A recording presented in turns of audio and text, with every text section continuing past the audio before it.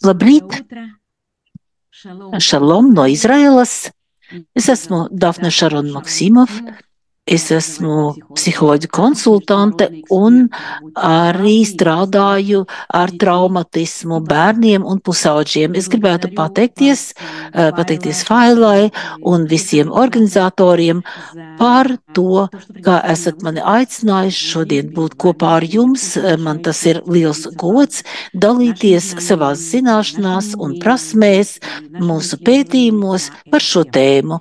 Šodien es gribētu aicināt jūs uz sarunu par traumatizāciju pēc vardarbības, kā upuris apzinās un brīvprātīgi piedalās šajā procesā un kāda ir arī vecāku loma šajā procesā.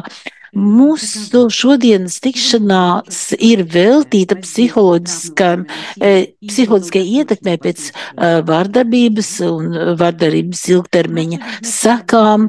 Mēs runāsim par mediāciju un brīvprātīgu dalību mediācijā, par to, kādas ir upura tiesības un iespējas. Mēs runāsim par bērnu un traumām un vecāku reakciju un par to, kā veidot vidi, kur mēs varam šos bērnus atbalstīt atvešanās procesā. Kas ir trauma? Trauma ir subjektīva traumatisku darbību uztvere. Trauma ir emocionāla un psiholoģiska reakcija uz satraucošu vai traucējušu notikumu. Traumai var būt ilgstošas sekas cilvēka psiholoģiskai veselībai, uzvedībai un kopējai labklājībai. Traumu var iegūt dažādas vardarbības rezultātā, fiziskas, emocionālas vai seksuālas vardarbības rezultātā.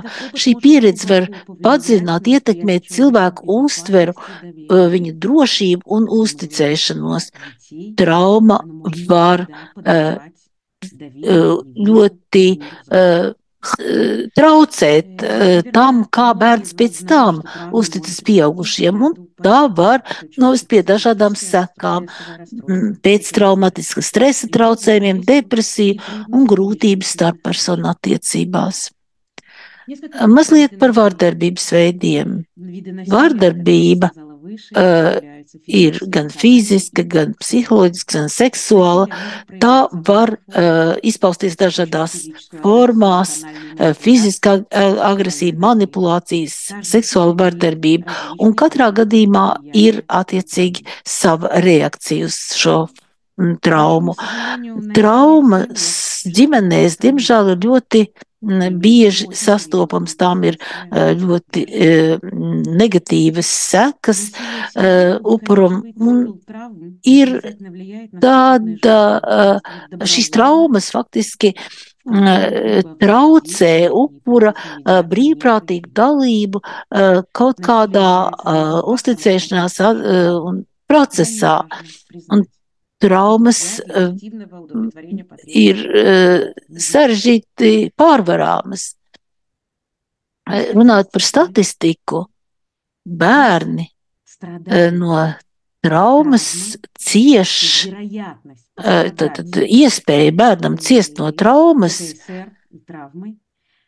ir daudz augstāka, ja vardarbība notiek ģimenē. Ja mēs pat salīdzinām ar karadarbību, pat tajās valstīs, kur notiek aktīva karadarbība, kā tas ir Ukrainā, piemēram, un Izrēlā. Mediācijas process saistībā ar traumu ir atšķirīgs no parastā mediācijas procesa. Jūs visi labi zinat, jūs visi esat jūs visi esat pietiekami zinoši, bet jūs zinat, kā traumas ir jāintegrē mediācijas procesā. Un traumai ir, un šādā gadījumā ir ļoti svarīgi, lai upuris brīvprātīgi piedalās traumas sekas likvidācijās, lai viņš jūtas drošs un izjustu savas iespējas visā mediācijas procesā būt drošībā. Šāda pieeja ļauj efektīvi pieņemt lēmumu un atvesļoties. Brīvprātība ir ļoti svarīga, lai cietušie varētu paši izvēlēties, kā rīkoties, lai viņiem būtu sajūta, ka viņi piedalās procesā un šo procesu varētu veiksmīgi pabeigt.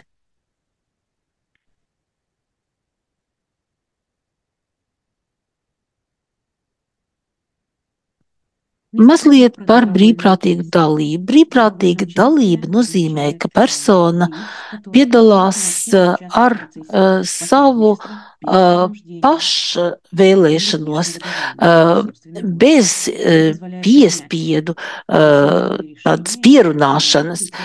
Un tas ļauj cilvēkam justies, ka viss process notiek godīgi, un cilvēkam nav baiļu, ka ar viņu manipulēs vai ka viņš būs bezpalīdzīgs. Tāpēc šīs problēmas ļoti svarīgi atrisināt, lai cilvēki jēgpilni var piedalīties. Tādi faktori kā disbalans, traumas simptomi var ietekmēt upuru spējas piedalīties brīvprātīgi, un šo faktoru izpratne var palīdzēt adaptācijai un arī mediācijas pieņemšanai, lai tā varētu apmierināt viņa konkrētās vajadzības. Kad iet runa par bērna traumu, ir jāsaprot, ka ir atšķirības starp traumu un bērnu traumatizāciju, ja mēs runājam par bērnu vai pieaugušo. Bērnu traumē dažādi apstākļi. Redzēt mammu raudam, bērnam ir liela trauma, un bieži vien tas ir nevis pats notikums, kas traumatizē bērnu, bet gan pieaugušo uzvedība. Un kad pieaugušie noskaidro savas attiecības, konfliktē, un bērns visu to redz, viņš var šo situāciju uztvert kā traumātisku, un speciālisti visā pasaulē ilgi ir centušies saprast traumas būtību, tās triggerus, kā izraisītājus, kā arī to, kā cilvēks, kas pārdzīvo traumu agrīnā dzīves periodā, bērnībā, rēģēs tālāk uz traumām. Tā nav, ka šī reakcija būs vienkāršāka un vieglāka. Tieši otrādi, bērns, kuram ģimenē ir traumējoši notikumi, pārdzīvo šo traumu. Tas ir situācijas, kad vecāki savā starpā asi runā, lamājas, pēc tam vecāks šķiras un šo bērnu dala uz pusēm, un tā ir atkal jauna trauma, kas atstāja pēdas bērnu dvēselē. Moderna bērna dzīve ir pilna traumām, un arī traumas ienāk bērnu dvēselē arī no ārpuses, un tās šīs traumas krājās, un šīs iepriekšējās traumas it kā tiek saspiestas, tā kā sablīvētas, un bērns kļūst ļoti ievainojams. Bērni, kas redzējuši vecāku konfliktus, vairāk riskē ciest no vēlākām traumām, un tas var radīt gan emocionālas, kognitīvas un sociālas attīstības sekas. Bērns, kas ciets no traumas, viņš it kā sasalst, un tālāk nevar normāli attīstīties nedz kognitīvi, nedz garīgi. Fiziski viņš varbūt arī aug un attīstas, viņš aug lielāks, bet iekšā viņš ir kā sasalis. Un tieši tāpēc, ja šis bērns nevar kognitīvi normāli attīstīties traumas rezultātā, viņš vai nu regresē, vai stāv uz vietas. Un tieši tāpēc mēs redzam, ka šie bērni it kā ir vienāda vecuma ar citiem bērniem, bet pēc savas uzvedības un rīcības viņi ir daudz jaunāki pēc sava vecuma. Trauma var traucēt normālu attīstību, veidot emocionālas un citas problēmas. Ir jāņem vērā traumas sekas arī tad, kad mēs iesaistam bērnus mediācijā. Parasti bērni neinicijē mediācijas procesu, bet viņus iesaista mediācijā, un to dara viņu vecāki. Un es gribētu, lai pēc šodienas tikšanās bērnu mediācijas procesā tomēr iegūtu savu redzamu vietu. Es vēl arī gribu teikt, ka trauma var ietekmēt bērnu spējas saprast brīvprātīgās dalības konceptu, tāpēc ir ļoti svarīgi izmantot paņēmienus, kas ņem vērā bērna traumu.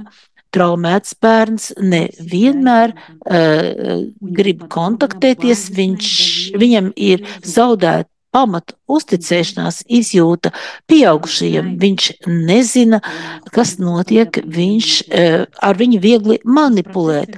Un no mediātora kabineta, no tiesas zāles viņš atgriežas mājās, atkal tajā pašā vidē, kurā viņš iespējams šīs traumas ir guvis iepriekš un gūst tās atkal no jauna. Kā mēs varam palīdzēt šiem bērniem mediācijas laikā? Ir vairākas stratēģijas, kā palīdzēt bērniem. Es esmu psihoterapeits, un es bieži pavadu bērnus šajā procesā. Nevis kā mediātors, bet kā papildus speciālists, kas atrodas līdzās bērnam un rada šo saikni starp visām pusēm un ir it kā tāda bruņu veste bērnam, bērna dvēselē. Jo bērns jau tā ir ļoti ievainots, viņa bruņu veste jau tā ir it kā ložu saplosīta, un es šeit domāju tādā pārnestā nozīmē, un tāpēc mediācijas process var būt, nedrīkst būt viņam vēlreiz traumatizējošs, retraumatizējošs. Es piedāvāju izveidot drošu un nebīstamu vidi bērnam šajā procesā, izmantot valodu un paskaidrojumus, kas atbilst bērnu vecumam. Ņemt vērā arī katra vecuma psiholoģiskās un emocionālās īpatnības, un kā es jau teicu, bērni, kas ir traumatizēti, nevienmēr atbilst pēc emocionālā vecuma savam īstajam vecuma gados. Izmantot dažādas spēļu metodas, dažādas jaunas metodas, tādas kā spēļu terapija. Tas var būt kaut kas jauns jums, bet tas ir ļoti svarīgs instruments, un mūsu pieredze strādājot gan Izrēlā, gan Ukrainā, izmantojot dažādas rotaļlietas kā instrumentu mediācijas laikā, nevis tieši spēlējoties ar bērnu, bet gan attiecīgi izmantojot šīs rotaļlietas, piemēram, šo sunīti ar šīm garajām ķepām un to, kā šī rotaļlieta spēja apņemt bērnu tā, lai viņš nepaliek viens ar savām ciešanām. Kopā ar traumēto bērnu ir arī traumētie vecāki. Vecāki ir varbūt labi, viņi varbūt grib palīdzēt bērnam, bet viņa trauma ir tik dziļa, ka viņš atstāja faktiski bērnu vienatnē ar šo traumu un nevar dot viņam šo apkampienu, kas ir vajadzīgs šim bērnam. Un tad nāk palīgā šis zvēriņš, šis rotaļu kucens, kas piedalās visos notikumos, kas ir bērna draugs. Šis Hibuki sunīts ir bērna draugs un Hibuki un bērns ir šī Hibuki aizstāvis. Bērns atrodas aktīvā pozīcijā. Viņš jau vairs nav pats mazākais un jaunākais. Viņš ir tas, kas rūpējas, kas aizsargā šo sunīti un līdz ar to rūpējas arī par sevi. Un viņi kopā, bērns un rotaļlieta, šo traumu pārdzīvo. Ir arī daudz citu metožu, kuras var izmantot mediācijas procesā. Es gribētu turpināt arī runāt par 4. punktu - emocionālo atbalstu un pieņemšanu, atzīšanu. Tā ir ļoti svarīga. Mūsu priekšā taču ir bērns. Emocionālā sastāvdaļa un atzīšana ir ļoti svarīgi elementi. Bērnam nav vienkārši šeit atrasties, viņa stāvoklis ir ļoti īpašs un nav vienkāršs. Un runājot kopā ar speciālistiem, kas ir speciālisti psihiskās attīstības jautājumos, tādiem kā es un citiem speciālistiem, ir pastāvīgi jānovērtē bērna stāvoklis visas mediācijas procesā, jāuzdod jautājumi. Jāuzdod jautājums, vai bērns labi jūtas, vai viņam ir komfortabli būt šeit un šajā procesā. Varbūt atbilde uz šo jautājumu ieteiks jums, kā rīkoties tālāk.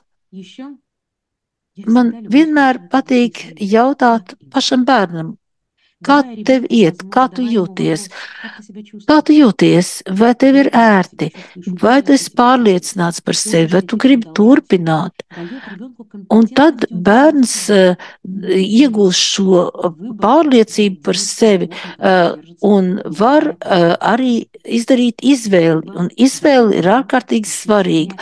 Tā ļauj mums sevi kontrolēt. Un bērns, kas ir iesaistīts mediācijas procesā, iesaistīts no ārpuses, var šo kontrols izjūtu saņemt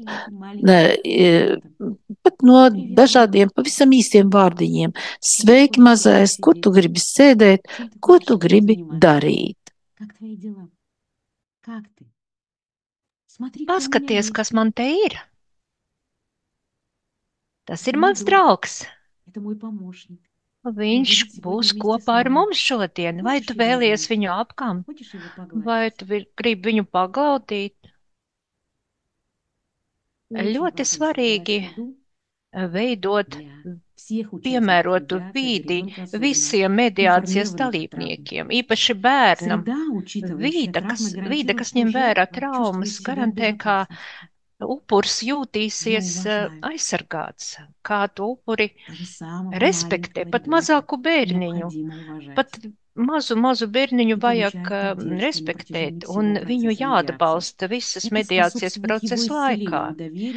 Tas palīdz viņam izārstēt, un kas ir ļoti svarīgi, manuprāt, drošība. Jums jāizveido drošības sajūtu un jāvelta uzmanību fiziskai, emocionālai drošībai. Un šeit es domāju par visiem procesa dalībniekiem. Un arī uzticēšanās. Jums vajag stiprināt uzticēšanos konsekventi. Un jums ir jāsaprot.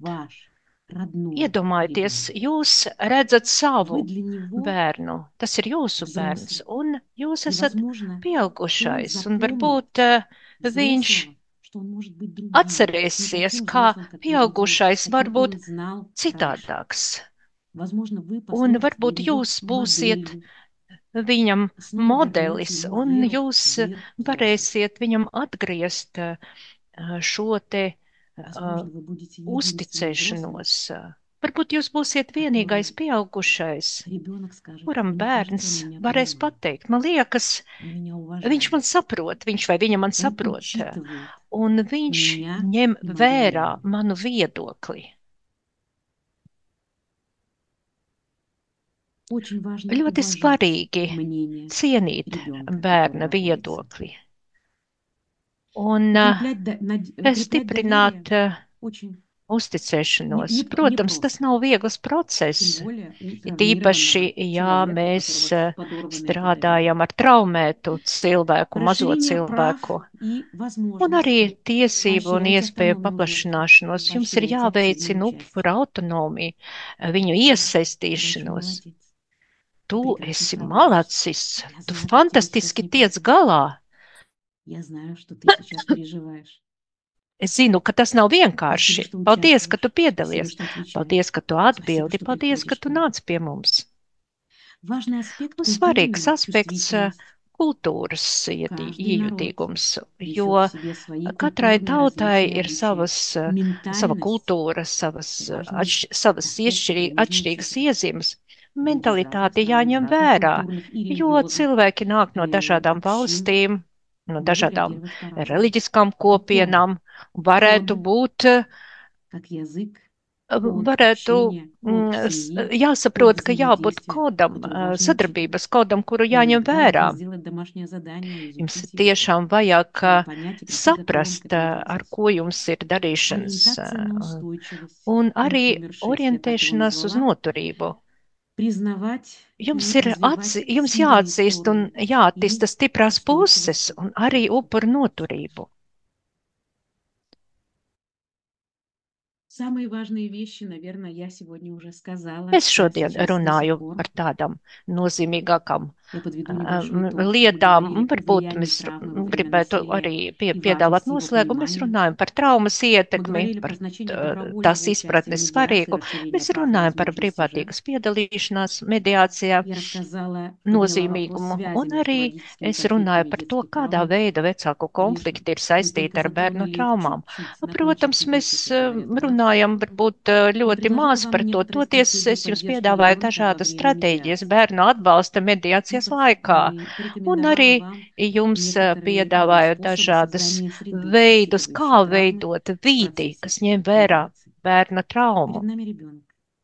Mums Он не jāsaprot, назад. ka mēs, Он mums полноценный priekšā ir участник всего bērns. Viņš процесса. ir procesa У него есть dalībnieks, свои желания, pilnvērtīgs dalībnieks. Viņam ir у него savas есть свои vēlmes, боли, viņam ir savas sāpes, и он un имеет на viņam них ir право. tiesības uz tiem. А мы Bet mēs взрослые esam люди, pieaugušie, и un мы mums не имеем nav права tiesību подорвать доверие ребенка к миру взрослых и šī еще bērna, травмировать себя.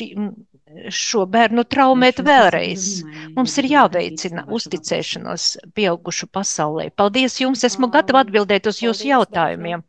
Dafna, par jūsu redzējumu, par to, kā bērnu ir nepieciešams uzdrošināt, nostiprināt, palīdzēt mediācijas laikā.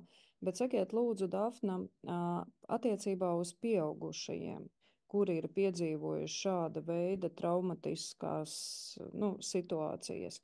Ko jūs varētu ieteikt no sava viedokļa, kā traumu speciālists, kā rīkoties mediātoram ar traumu piedzīvojošo pieaugušo? Andres, echo.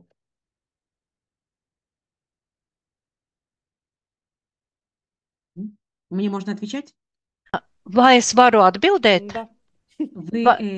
Файл, у вас действительно большой Jā, jums tiešām ir liela pieredze mediācijas darbā. Bieži mēs sastopamies ar pieaugušajiem, kuri arī bija traumēti bērnībā. Un to es nosaucu par traumatizācijas ķēdi.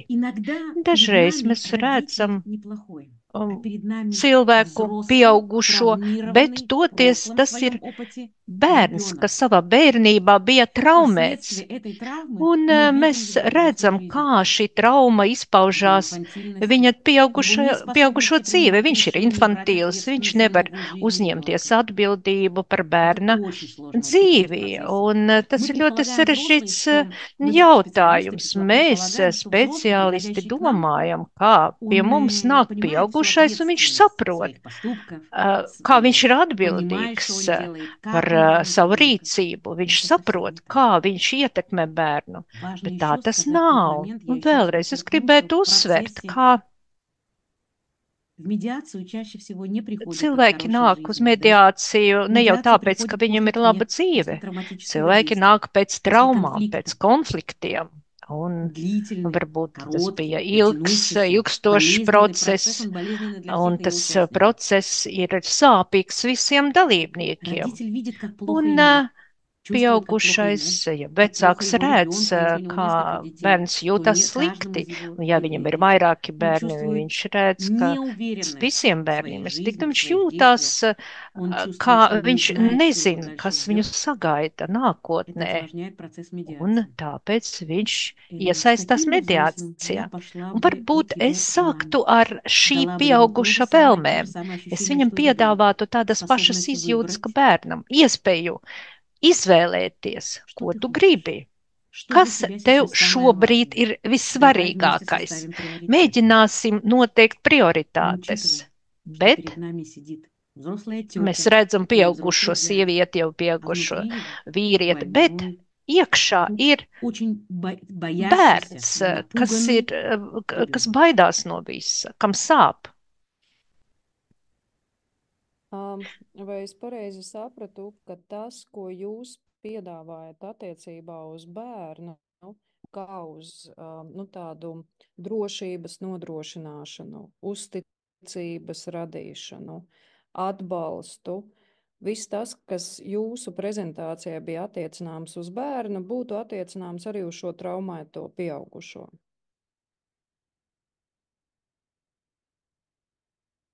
Да, именно так. Именно так. Tieši tā. Tikai šī saruna būs acu līmenī pieaugušiem un arī acu līmenī ar bērnam. Vai jūs to varētu mazliet paskaidrot, ko jūs ar to domājat?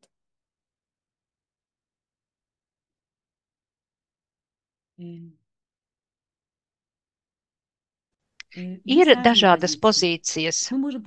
Mēs varam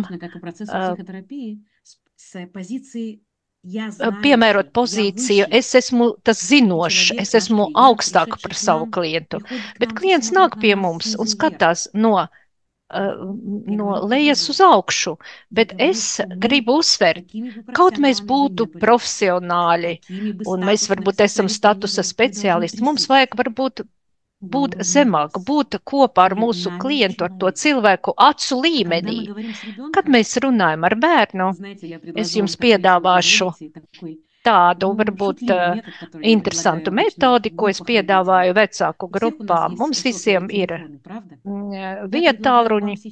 Es jums piedāvāju paņemt telefonu, ieslēgt kameru un lai tā skatās uz jums, piecelties un arī šo te kameru izvietot bērna līmenī. Vienkārši sevi nofotografēt šajā līmenī. Mēs nevienmēr izskatāmies ļoti prezentabli, ļoti skaisti no acu līmeņa, kā tas bērns uz mums skatās. Tāpēc mums ir divas izvēles. Vai pacelt bērnu līdz savam līmenim, tādā veidā atkal būs manipulācija un būs vardarbība savā ziņā bez viņa gribas, bet izvēlēties otro veidu, otro opciju, būt zemāk un varbūt būt viņa acu līmenī, lai mums būtu iespēja viņu apskaut, paskatīties uz viņu un pateikt, viss būs labi. Es zinu, ka tev tagad ir bail, bet kopā mēs varēsim to pārvarēt. Paldies, Dafna. Paldies.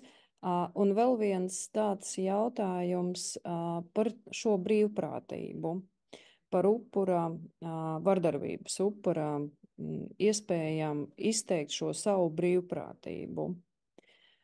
Jo pastāv viedoklis, ka traumēta persona nelīdz galam saprot, kādā veidā viņš šo savu brīvprātību var izrādīt. Un vai tas, ja viņa piekrīt, piemēram, piedalīties mediācijā ar savu varmāku, varētu būt uzskatīts par brīvprātīgu piekrišanu? Vai ir kaut kāds veids, kā mēs varam nošķirt, vai tas ir brīvprātīgi vai nē?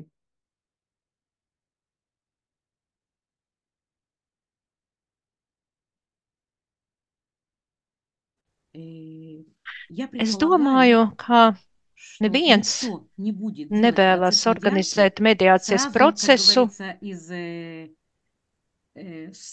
uzreiz organizējot šādas tikšanos. Mums vajadzīgs etaps pirms tam. Pirms šīs mediācijas satiksies mediācijas procesā, varmāka un upurs, neatkarīgi no tā, kāda vardarbība tā ir bijusi. Pirmkārt, upurs nevienmēr saprot, ka tā ir bijusi vardarbība, un tāpēc vajag strādāt, varbūt iesaistīt mediātoru, ja psihoterapeitu kopā, un kopā nostiprināt šo te bāzi, šo te pamatu, uzticēšanos, kā jūs atbalstīsiet bērnu, ka bērns to izturēs, nevis jūs to atbalstīsiet, nevis izmantosiet savos nolūkos.